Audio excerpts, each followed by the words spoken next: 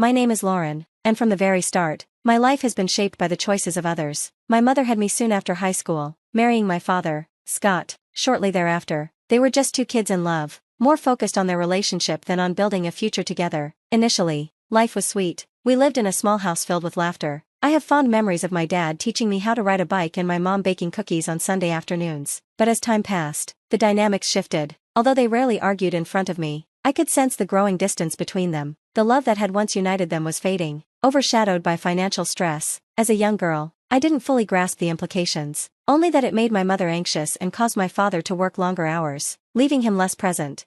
Then, Kyle entered our lives. He was everything my dad wasn't: confident, with a flashy car and designer clothes that caught my mom's eye. Before I knew it, she had left my father and taken me with her to live with Kyle, leaving everything behind without a second thought. I was too young to understand the reasons for this sudden upheaval, but I still recall the sadness in my father's eyes when we said goodbye. Life with Kyle started off thrilling. He showered me with gifts, shiny new toys and treats, and let me play in his impressive office filled with gadgets. My mom seemed happier, more vibrant, but there was a lingering sense of something off. Gradually, I noticed how differently she acted around Kyle compared to how she had been with my dad. She changed. She became colder, more distant.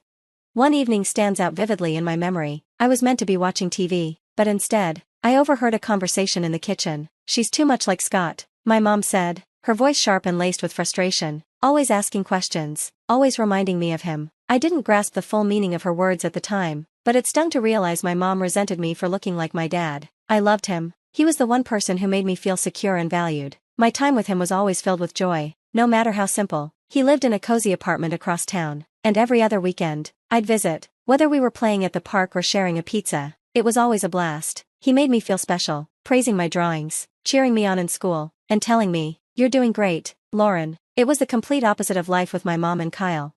As I grew older, the tension in my mom's house intensified. Kyle wasn't cruel, but his indifference stung. He no longer showed the same interest in me that he once did, and my mother's resentment grew deeper. She became obsessed with appearances, how I dressed, who my friends were, and whether I fit into the ideal image she was trying to create. "Why can't you dress like Karen's daughter?" she would ask, waving pictures of girls at parties I wasn't invited to. One day, after scolding me for tracking mud into the house, my frustration erupted. "At least Dad doesn't freak out over a little dirt," I muttered, unable to contain my anger. Before I realized it, her hand struck my face, the shock of it leaving me speechless. "Don't talk about your father like that," she hissed, her breath heavy with coffee and something bitter. I fought back tears, recalling my dad's words about staying strong. That night, as I lay in bed, I vowed never to cry in front of her again. I wouldn't give her the satisfaction of seeing how much she hurt me, but inside, the pain festered. I longed for the days when it was just me and my dad, even if life was simpler and harder back then.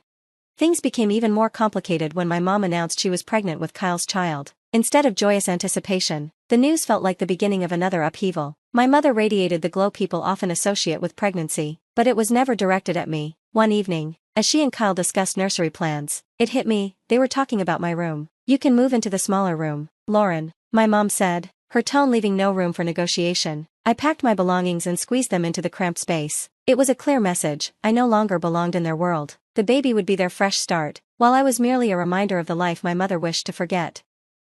As time went on, Mary was born, and she was everything everyone had said she'd be: perfect. My mother cradled her as if she were the most precious thing in the world, cooing over every little movement. It was hard not to love Mary. She was adorable, and I desperately wanted to be a good big sister. One afternoon, while my mom was busy in the kitchen, I couldn't resist sneaking into Mary's room. She lay in her crib, gurgling happily. I tiptoed over and whispered, "Hey there, Mary," reaching out to touch her tiny hand, but before I could savor the moment, my mother appeared in the doorway, her voice cutting through the air. "What are you doing, Lauren? I told you to ask before going in there." I tried to explain myself, but the sting of her disapproval felt all too familiar. I couldn't understand why she was so protective of Mary, as if she believed I might harm her.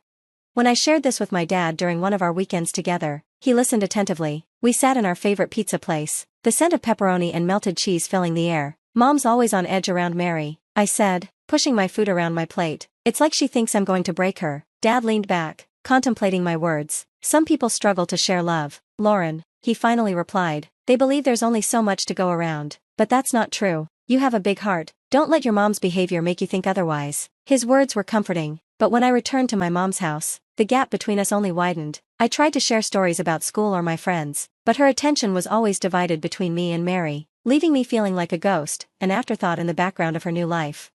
One day, I came home from school clutching a second-place award from the science fair, bursting with pride. "Look, Mom, I won this," I exclaimed, holding out the certificate as if it were a golden ticket to her approval. She barely looked up from feeding Mary, offering only a flat, "That's nice, dear, just put it on the fridge." The words stung like a slap. I taped the certificate to the fridge, feeling invisible once again. By the time high school rolled around, things at home had deteriorated. My mom's coldness and Kyle's indifference made me feel like a stranger in my own house.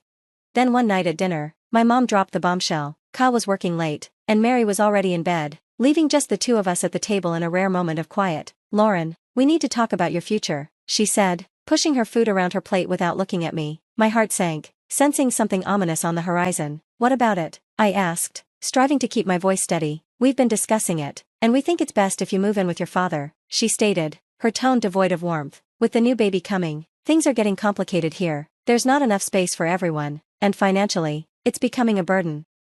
I could hardly believe what I was hearing. "Move in with Dad?" I stammered, my throat tightening. "But why? I thought everything was fine here." Mom sighed, her impatience evident. "Lauren, you're not a child anymore. You need your own space, and we can't provide that here. It's better for everyone if you go live with your father." I pushed my plate away, my appetite vanishing. "What about school? My friends?" "You can go to a new school and make new friends," she replied, as if it were that simple, as if starting over meant erasing my entire life without consequence. The next few weeks passed in a blur as I packed my things, cramming my whole world into boxes. Kyle barely said goodbye, and Mary, too young to comprehend, gave me a confused hug. Moving day was tough. When I arrived at Dad's apartment, he welcomed me with open arms. His small place was filled with memories of our old life, but it was cozy and comforting. My new room was even smaller than the one I'd left, with peeling paint and a window that overlooked a brick wall. But it was quiet, and Dad was doing his best to make me feel at home. School, however, was a different story. Walking through the crowded hallways of my new high school, I felt the weight of everyone's gaze. I was the new girl, and no one let me forget it. I kept my head down, scribbling in my notebook during class and rushing out the moment the bell rang. Dad noticed my struggle. One evening, after I dropped my backpack by the door, he asked, "How's it going, kiddo?" "It's fine," I lied, forcing a smile. "If it gets tough, you can always talk to me," he said gently. "We're in this together. You're not alone, Lauren." His words meant the world to me, yet the loneliness gnawed at me. I missed my old life, despite its problems. But deep down, I knew I had to take control. One morning, I woke up, surveyed my cramped room, and resolved that enough was enough. No one else would fix my life for me, it was up to me to make it better. Dad noticed the shift almost immediately. One morning over breakfast, he looked up from his coffee and remarked, "You seem more determined these days. What's on your mind?" "I want to make something of myself, Dad," I said, stirring my cereal. "I don't want to get stuck here." He nodded, his expression serious. "I hear you. So what's the plan?" "That scholarship, the big one for top students," I replied, trying to reassure myself. "I'm going to get it." His smile provided the encouragement I needed. From that moment on, I immersed myself in school. I spent long hours catching up on everything I'd missed and even longer nights studying. My teachers noticed the change, and even the tougher ones began to respect my efforts. Mr. Jeremy, my math teacher, pulled me aside one day after class. "Lauren, your work has improved a lot," he said, studying me closely. "What's driving this?" "I need that scholarship," I replied bluntly, packing my books. "I've got plans, and they don't include being stuck here forever." He nodded thoughtfully. "Well, keep at it. Let me know if you need extra help. I'm here for you." As the weeks passed, I started making a few friends, Linda and Peter. They weren't the most popular kids, but they were kind and made me laugh during lunch breaks. One day, Peter joked, "So, Lauren, you're like a library ninja now, huh?" I smiled for the first time in ages. "Yeah, got to be stealthy to claim the best study spots." Linda added, her voice soft but sincere, "It's cool what you're doing, Lauren. Most people wouldn't bother." Days turned into months, and the pressure of the scholarship deadline loomed closer. Dad was my rock, always there with a hot meal and a listening ear when the stress became overwhelming. Finally, the letter arrived. My hands shook as I tore it open, and when I read the words, I screamed, "I got it, Dad. I got it." Dad wrapped me in a tight embrace, laughing as I waved the letter like a victory flag. "I knew you could do it, kiddo," he said, his face beaming with pride. As I packed for college, I finally felt ready for the future. It felt like my life was truly my own. I graduated with honors and began building a successful career. By the age of 25, I was thriving at work and dating Eric, a guy who supported me in every way. But just as everything seemed to be falling into place, my mom called. After years of barely speaking, she suddenly wanted something. "Lauren, your sister Mary is going to college in your city. We think she should stay with you, she said, framing it more as a demand than a request. I hesitated, torn between hope and skepticism. Part of me wanted to believe things could be different this time. Okay, Mom, I replied, doing my best to hide my doubts. I'll help Mary out. A few weeks later, Mary moved in, and it didn't take long for old patterns to resurface. She was still stunning, still obsessed with her looks, and still living a high-maintenance lifestyle. I tried to be patient, but it was challenging. She would stay out all night partying and return just as I was getting ready for work. One evening, while Mary was preparing for another night out, Eric came over. I couldn't help but notice the way she smiled at him, just a little too sweetly and for a little too long. After she left, Eric turned to me, concern etched on his face. Lauren, I think Mary's getting the wrong idea. She's been, well, flirty. A wave of anger and embarrassment washed over me. Thanks for telling me, I said, my voice tight with frustration. I'll talk to her. When I confronted Mary, she just laughed it off. Oh, come on, Lauren. I'm just being friendly. Besides, can I help it if he likes me back? Her words cut deep, and I realized I couldn't continue living like this. You need to find another place to stay, I said firmly. This isn't working. Mary stormed out, slamming the door behind her, and within the hour, my mom called. You're so jealous of your sister, she shouted. You can't stand to see her happy.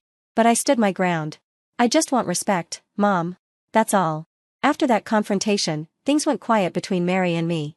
She dropped out of college, drifting through her social circles while I focused on my life with Eric. We got engaged, and our wedding was simple yet filled with love. Dad walked me down the aisle, and for the first time in years, I felt surrounded by people who genuinely cared. Then, out of the blue, my mom called again. This time, desperation laced her voice. Kyle's business had failed, and Mary's marriage had fallen apart. We need a place to stay, she said, panic evident in her tone. But I didn't cave. You can't just decide to move in with us, Mom, I replied firmly. When she tried to guilt me, I held my ground. You pushed me away when I needed you most. Now I'm putting my family first. After that final call, I knew I was done trying to please her. I felt a sense of liberation. I had built a life filled with love, with Eric and our baby on the way. As I stood in the nursery folding tiny clothes, a smile spread across my face. I had overcome so much to reach this point, and now, my future was bright.